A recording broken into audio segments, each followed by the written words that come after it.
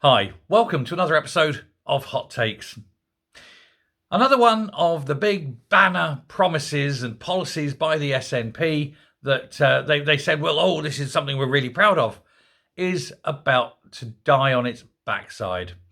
Many years ago, Alex Salmond, when he was the leader of the party and the First Minister, said and promised that no Scottish student would ever pay for university education. And now that promise has gone. In fact, that promise started going almost immediately after he said it. They had to limit places. But that limit in places has shrunk year on year because the universities, in order to keep going, because the money they get from the Scottish Government is very much shortened, they needed to take increasing number of foreign students. There's only so many places. And so the number of Scottish students being placed free has reduced. And that, of course, has been the problem. Well, it's getting worse and worse. And indeed, they're just really allowing it now, this whole policy, to wither on the vine. And they're not even trying to cover it up. And this biggest promise that they made is going to die. There will no longer be free university education in Scotland. Now, in real terms, there's been a near 20% reduction in cost to student ratio between sort of 2013 and 2024. When you're cutting now the actual money that the central government gives to the universities for a Scottish student, it's no wonder the universities can't go on. And Liz Bacon, who's Professor Liz Bacon of Abertay University, Professor Sir Paul Grice of Queen Margaret, Professor James Miller of the University of the West of Scotland, Vicky Nairn of the University of the Highlands and Islands, and Edinburgh Napier University's Professor Andrea Nolan have all called now for a grown-up debate, and this is what they say, a grown-up debate on funding with nothing left off the table.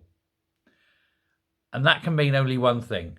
It can mean that free university education has to go because the universities are struggling. They can't afford to have these free places, not at the cost of which the SNP government are willing to pay, because it's just not sustainable. This model is not working.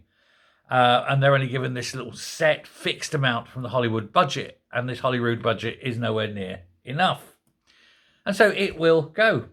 Now, opposition have said it's been plainly obvious for quite some time that this was a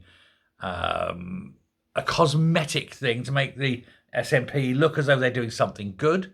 But the cost to the nation is way beyond what it benefits. And they said that even if it was only partially subsidised, it would help without bankrupting the entire education fund. And they're quite right, of course. Why should millionaire's son get something perfectly capable of affording, while somebody who's worked very hard but who is of poor stock, shall we say, is refused the place because I've only got so many places. And daddy plays golf, with all the important people.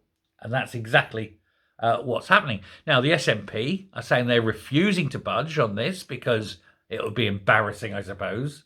But the data points to the fact that if they don't budge, then it will just collapse.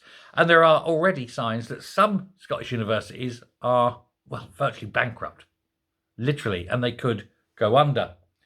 It doesn't help that a lot of the degrees that they're offering free aren't really useful degrees.